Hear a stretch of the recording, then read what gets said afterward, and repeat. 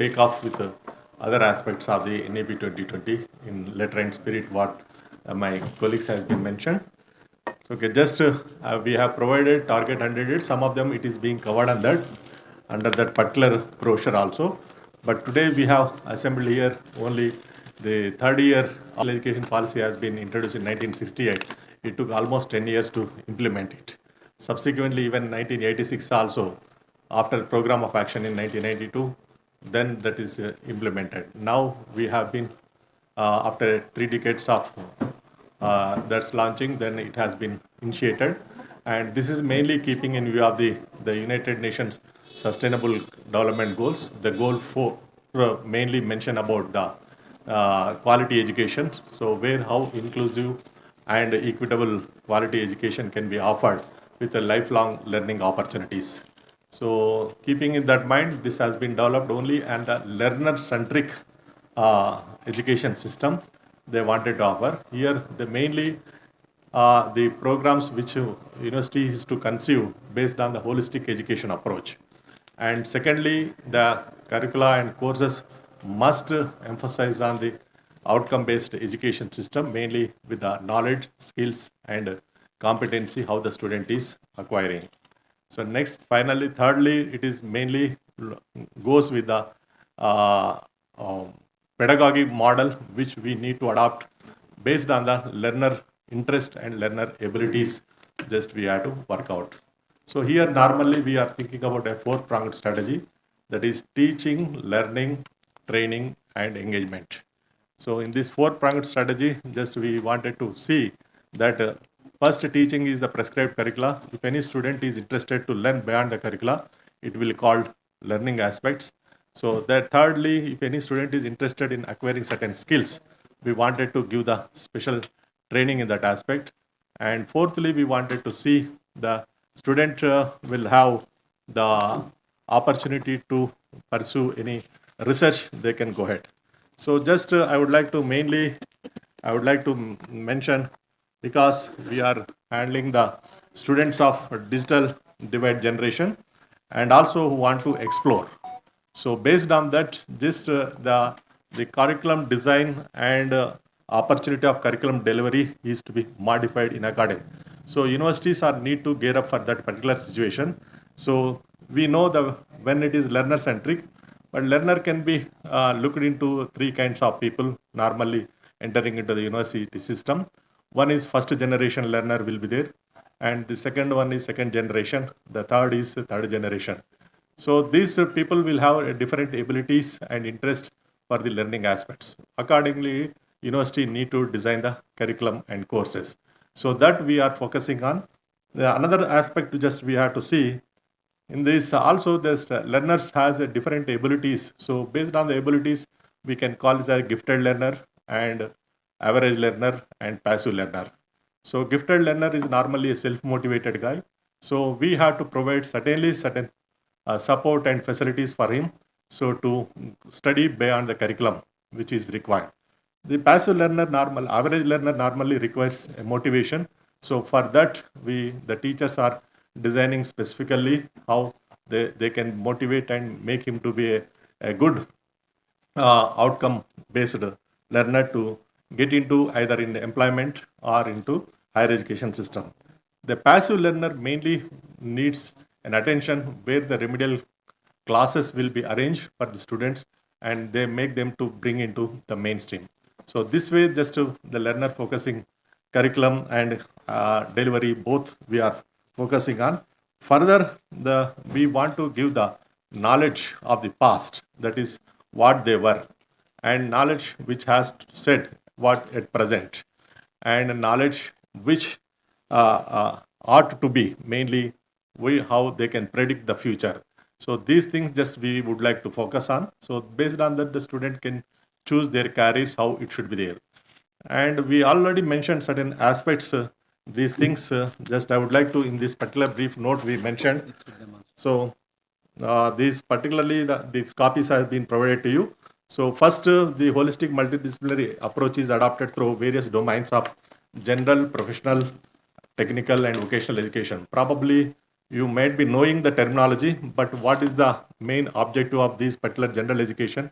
You know very well, general education is mainly meant for life and values, training the people, especially BA, BCom, BSc comes under general education. And professional education, normally we consider as a legal education, management education, teacher education, and media studies, like that, it will be part of that. And technical education is mainly that professional education is especially for training the people for certain expertise, standard, and ethics is important. And technical education is, BE, BTech are the programs which is mainly meant for the students to innovation and invention purposes. And fourthly, the vocational education mainly training the students for a specific work. So these four types of education being offered at Central University of Kashmir. So this how we are going to integrate in the multidisciplinary approach based on the requirements. Now the NEP has given the CCF UP of which UGC has recently launched in the month of November. So that we are adopting and aligning the existing batch to this new model, and thereby they will have an opportunity to go this, because this is mainly consists of 6 types of classification is there being given for the courses.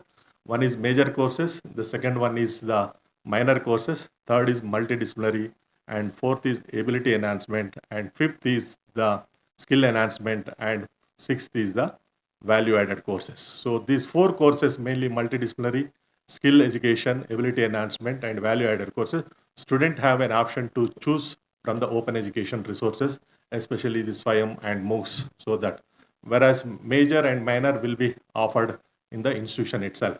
So that flexibility has been given by the UGC, up to 40% we can move. At the moment we are having only 20% is there. Our next statutory body, Academic Council and Board of Studies, will enable the student to go up to 40%. So these are the things just we are planning to do. And 4-year integrated teacher education program also we are approved by the NCTE, and which we are launching from next academic year onwards.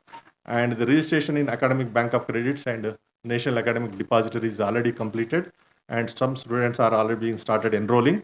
And so there are 6 diploma courses are offered under Design and Innovation Center is there. So yeah. Okay. So these are the things just at the moment existing is there. Now what we intend to do also just be made. So as per the NEP, there is a affordability and access and accountability is one of the important aspects are there. So these 3, affordability, we wanted to see the student can choose the credit-based fee structure. So whatever the credits he takes from the university, for that only on the credit-based fee structure he can pay. Because some of the courses he may be opting for the open education resources, he need not require to opt for it. The second is we want to intend to initiate the variable tuition fee structure for the students, because there are need-based students are there, merit and need-based are there, and only merit-based. So that also just we wanted to work out for the affordability norms, and further the enabling the learners to be partners of knowledge creation. So that we wanted to see all the learners are part of knowledge creation, because we have the good media school is there. So we wanted to develop most of the curriculum content into e-content mode, and subsequently we wanted to deliver through various educational YouTube channels created by the students themselves, by the faculty themselves, or scholars themselves. So this is one of the aspect just, and enhancing the equitable access. So we are launching the School of Honors and Finishing Studies or Skill Studies program. So this will enable for the dual degree mode. A student who is interested to do in the honors program, they can enroll even not only the Central University of Kashmir, even the students who are studying outside the Central University of Kashmir, mainly the colleges or University of Kashmir and other institutions also, they can enroll for this particular program. This we wanted to offer in the immersion model. So this is which we envisaged, and probably you may understand that for subsequently when the policy is being made for this particular one. So this is mainly address the student career path based on the employability needs, and also innovation culture and enterprising abilities. So another one is we wanted to creation of instructional media center to develop digital and online courses with the standard protocol of learning process and dissemination of knowledge. So through social and media educational channels to expand lifelong learning opportunities. And further, we wanted to have the facilitating design your own courses. Probably recently you might have been known about University of Jammu. They wanted to start design their own programs, degrees. But we wanted to have design your own courses under exit model. So that will be the thing. We wanted to go ahead. So in the exit provision, there is 4 credits of theory will be there, 6 credits of experiential learning will be there. The students, them because they are the most informed students, so they can design the what are the market driven options are there and opportunities are there. Based on that, they can design the courses. In that, we will provide the experts to deliver at least 12 out of 30 hours as expert lectures, and remaining 18 hours students under self-access interactive learning. So they will complete it. So thereby 2 credits is like that they complete it, 4 credits. Then 6 credits we provide the experiential learning by attaching to any of the industry or service sector or the research organization to get that particular practical exposure, and to subsequently those 10 credits help them to exit the program and they can get an employment opportunity. So this is one thing just we are thinking about under enhancing equitable access. So next, signing translatable MOUs. So far MOUs has been signed, we are not able to translate into the action. So that we wanted to do with an institution of national importance and other research organizations and premier institutions.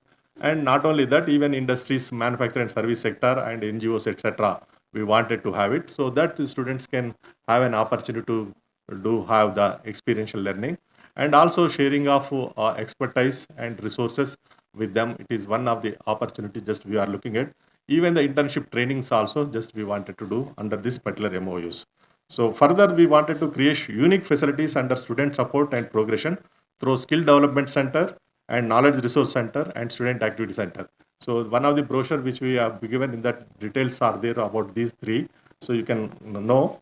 And ensuring quality and accountability is one of the important aspects of this NEP 2020. So for this, we wanted to strengthen the IT-enabled service, both in academics and administration, through establishment of Center for Information Technology. So it will utilize the services of National Educational Technology Forum for effective use of technology to enhance effectiveness and academics and administration in the university. So this what just we wanted to look into that. Next, facilitating e-governance and automation of administration and academics is the priority area for ensuring transparency and accountability, and formulation of appropriate policies for ease of dispense of issues related to academic and administrative matters with specific focus on capacity building of faculty and staff. This is one of the important aspect just we are looking at. And creation of state-of-art infrastructure for administration, academics and amenities with net zero campus norms, and ensure proper fiscal management and disciplines. So these are the things just to be under quality and accountability. Yes, we are. Now another important aspect in the promotion of Indian languages is there and culture in addition to Indian knowledge system. So for this we wanted to establish a center for Kashmiri language and culture studies. So that will take care of part of this particular whatever the objective is being or mandate is given under New Education Policy 2020. So further, the specific focus on holistic development is there.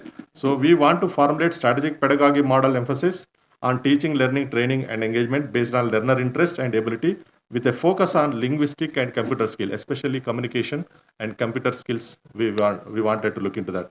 Next, provision of non-CGPA credits for the co-curricular and extracurricular activities. So this is another model just we wanted to work it out. And now the creating research ecosystem, ensuring research quality and promoting research culture to foster innovation and startup enterprise. So this is mainly the concluding things of the strategy which we modeled. And you are knowing that the implementation of NEP 20 requires a concerted efforts from the central, state governments and educational institutions, teachers, parents and other stakeholders. So we have the 3 kinds of stakeholders are there for primary stakeholders and secondary stakeholders and tertiary stakeholders. So primary stakeholders mainly includes the faculty and staff and students and the governing bodies and other statutory bodies of the institution. The secondary stakeholders mainly the parents, alumni and the government will be there. And tertiary stakeholders mainly the employers and other societies, and like you people also part of that tertiary stakeholders. So It is given an understanding that NEP 20 is conceived in tune with the global agenda of United Nations Sustainable Development Goals 2030, as reflected in Sustainable Development Goal 4, that seeks to ensure inclusive and equitable quality education and promote lifelong learning opportunities for all. So this requires substantial investment in providing strong and vibrant public education system by facilitating the true philanthropic contribution through active participation of community and private sector under corporate social responsibility. So this we are wanted to have. And finally, transforming India's education system to meet the demands of rapidly evolving global landscape and foster competent and skilled and knowledgeable citizenry capable of contributing effectively to society and the economy. So this is the main concept behind this NEP 2020 and how we are geared up and prepared for this particular situation which NEP 2020 has mandated for all the higher education institutions.